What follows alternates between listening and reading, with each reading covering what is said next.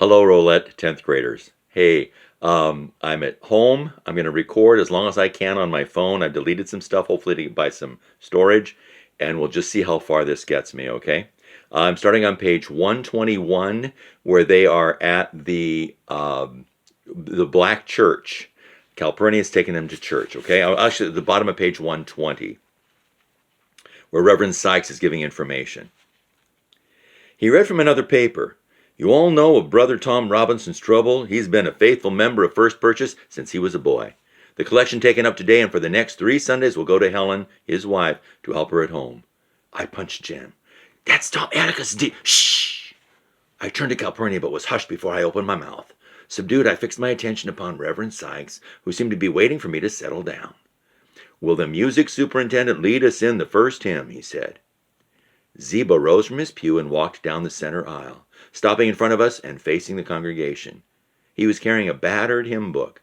He opened it and said, We'll sing number 273. This was too much for me. How are we going to sing it if there ain't any hymn books? Calpurnia smiled. Hush, baby, she whispered. You'll see in a minute. Zebo cleared his throat and read in a voice like the rumble of distant artillery. There's a land beyond the river. Miraculously, on pitch, 100 voices sang out Zebo's words. The last syllable, held but to a husky hum, was followed by Zebo saying, That we call the sweet forever. Music again swelled around us. The last note lingered, and Zebo met it with the next line. And we only reach that shore by faith's decree. The congregation hesitated. Zebo repeated the line carefully, and it was sung. At the chorus, Zebo closed the book, a signal for the congregation to proceed without his help. On the dying notes of Jubilee, Zebo said, In that far-off sweet forever, just beyond the shining river. Line for line, voices followed in simple harmony until the hymn ended in a melancholy murmur. I looked at Jem, who was looking at Zebo from the corners of his eyes. I didn't believe it either, but we had both heard it. Reverend Sykes then called on the Lord to bless the sick and the suffering, a procedure no different from our church practice, except Reverend Sykes directed the deity's attention to several specific cases. His sermon was a forthright denunciation of sin, an austere declaration of the motto on the wall behind him. He warned his flock against the evils of heady brews, gambling, and strange women. Bootleggers caused enough trouble in the quarters, but women were worse. Again, as I have often met in my own church, I was confronted with the impurity of women doctrine that seemed to preoccupy all clergymen. So clergymen, I was saying, you got to watch out for women. Kind of like, okay, all right, we get it. Jem and I had heard the same sermon Sunday after Sunday with only one exception. Reverend Sykes used his pulpit more freely to express his views on individual lapses from grace. Jim Hardy had been absent from church for 5 Sundays, and he wasn't sick. Constance Jackson had better watch her ways. She was in grave danger for quarreling with her neighbors. She had erected the only spite fence in the history of the quarters. Reverend Sykes closed his sermon. He stood beside a table in front of the pulpit and requested the morning offering, a proceeding that was strange to Jem and me. One by one, the congregation came forward and dropped nickels and dimes into a black enameled coffee can. Jem and I followed suit and received a soft, thank you, as our dimes clinked. To our amazement, Reverend Sykes emptied the can into the table and raked the coins into his hand. He straightened up and said, This is not enough. We must have $10. The congregation stirred. You all know what it's for. Helen can't leave those children to work while Tom's in jail. If everyone gives one more dime, we'll have it. Reverend Sykes waved his hand and called to someone in the back of the church. Alec, shut the doors. Nobody leaves here till we have $10. Calpurnia scratched in her handbag and brought forth a battered leather coin purse. Naw, Cal, Jem whispered when she handed him a shiny quarter. We can put ours in. Give me your dime, Scout.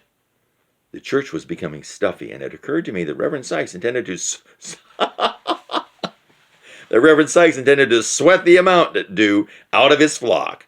Fans crackled, feet shuffled, tobacco chewers were in agony because they're sitting in church. They can't chew tobacco, okay? So they're going, get us out of here, but we got to get this money raised.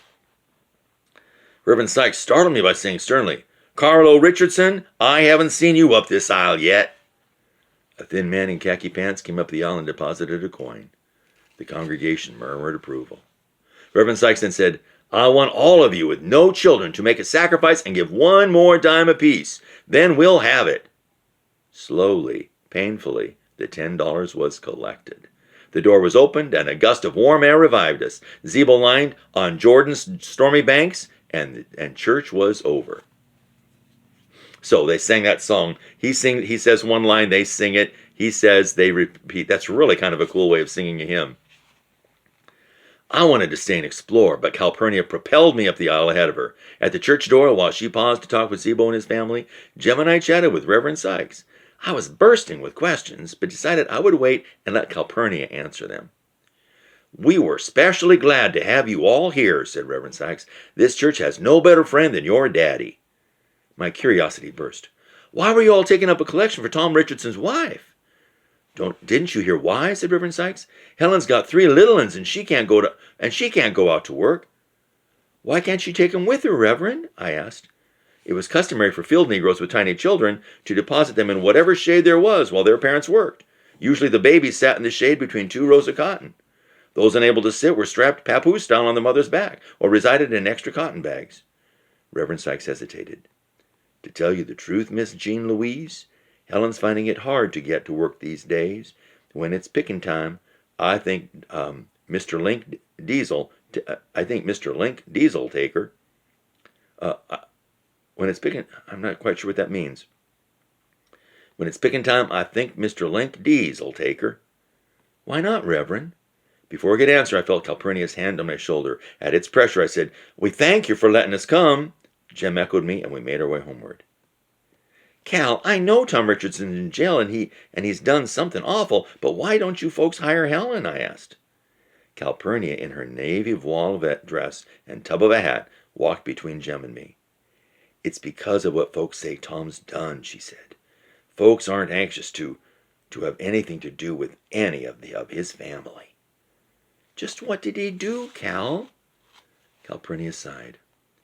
Old Mr. Bob Ewell accused him of raping his girl and had him arrested and put in jail. Mr. Ewell? My memory stirred. Does he have anything to do with those Ewells that come every first day of school and then go home? Why, Atticus said they were absolute trash. I never heard Atticus talk about folks the way he talked about them Ewells. He said, yeah, those are the ones. Well, if everybody in Macomb knows what kind of folks the Ewells are, they'd be glad to hire Helen. What's rape, Cal?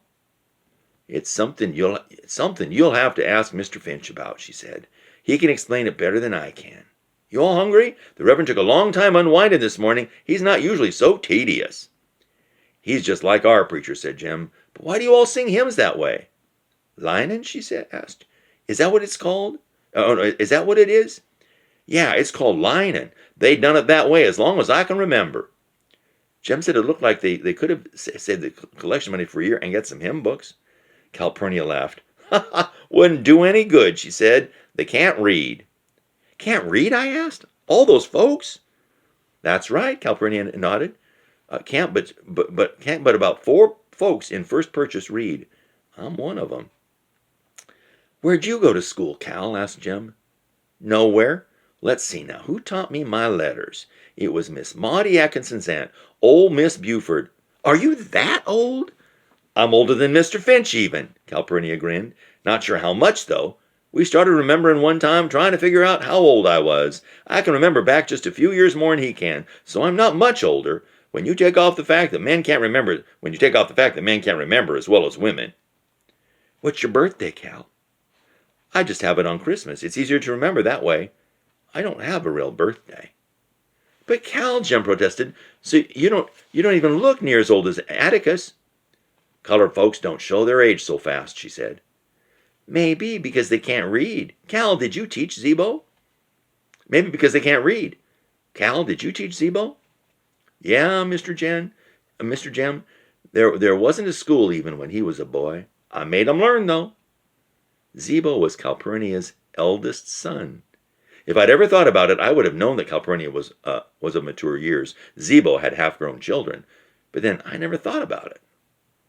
Did you teach him out of a primer like us, I asked. No, I made him get a page out of the Bible every day, and there was a book Miss Buford taught me out of. Bet you don't know where I got it.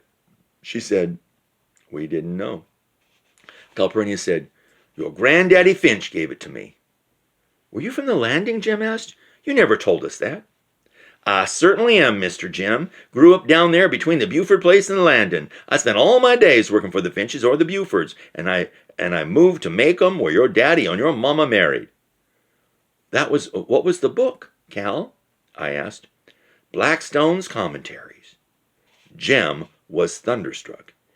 You mean you taught Zeebo out of that? Why, yes, sir, Mr. Jem. Calpurnia timidly put her fingers in her mouth. They were the only books I had. Your granddaddy and Mr. Blackstone wrote fine English. That's why you don't talk like the rest of them, said Jem. The rest of who? The rest of the colored folks. Cal, but you talk like they did in church. That Calpurnia led a modest double life never dawned on me. The idea that she had a separate existence outside her household was a novel one, to say nothing of her having command of 2 languages.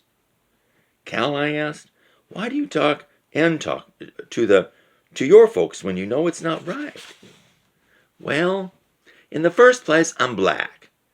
That doesn't mean you have to talk that way when you know better, said Jem. Calpurnia tilted her hat and scratched her head, then pressed her hat down carefully over her ears. It's right hard to say, she said. Suppose you and Scout talked colored folks talk at home. It'd be out of place, wouldn't it? Now, what if I talk white folks talk at church and with my neighbors? They'd think I was putting on airs to beat Moses. But Cal, you know better, I said. It's not necessary to tell all you know. It's not ladylike. In the second place, folks don't like to have somebody around knowing more than they do. It aggravates them. You're not going to change any of them by talking right when they've got to want to learn themselves. And when they don't want to learn, there's nothing you can do but keep your mouth shut and talk their language. Cal, can I come to see you sometimes? She looked down at me. See me, honey. You see me every day. Out to your house, I said. Sometimes after work, Atticus can get me. Anytime you want to, she said. We'd be glad to have you. We were on the sidewalk by the Radley place. Look on the porch yonder, Jem said. I looked over to the Radley place, expecting to see its phantom occupant sunning himself in the swing. The swing was empty. I mean our porch, said Jem. I looked down the street. Enamored, upright, uncompromising, Aunt Alexandra was sitting on a rocking chair exactly as if she'd sat there every day of her life. Now remember Aunt Alexandra? She is Francis's mother. That would be Atticus's sister, and her husband's a jerk. He doesn't do anything, okay? All right. Folks, it still says I'm recording, so I'm going to keep recording here, okay? Chapter 13. Put my bag in the front bedroom, Calpurnia, was the first thing Aunt Alexandra said. Jean Louise, stop scratching your head, was the second thing she said. Calpurnia picked up Auntie's heavy suitcase and opened the door. I'll take it, said Jem, and took it. I heard the suitcase hit the bedroom floor with a thump. The sound had a dull permanence about it. Have you come for a visit, Auntie? I asked. Aunt Alexandra's visits from the landing were rare, and she traveled in state. She owned a bright green square Buick and a black chauffeur, both kept in an unhealthy state of tidiness. But today they were nowhere to be seen. Didn't your father tell you? She asked. Jem and I shook our heads. Probably he forgot. He's not in yet, is he? No, he doesn't usually get back till late afternoon, said Jem. Well, your father and I decided it was time I came to stay with you for a while. For a while in Macomb meant anything from 3 days to 30 years. Jem and I exchanged glances. They're not too happy to have the aunt come. Jem's growing up now, and you are too, she said to me. We decided it would be best for you to have some feminine influence. It won't be many years, Jean Louise, before you become interested in clothes and boys. I could have made several answers to this.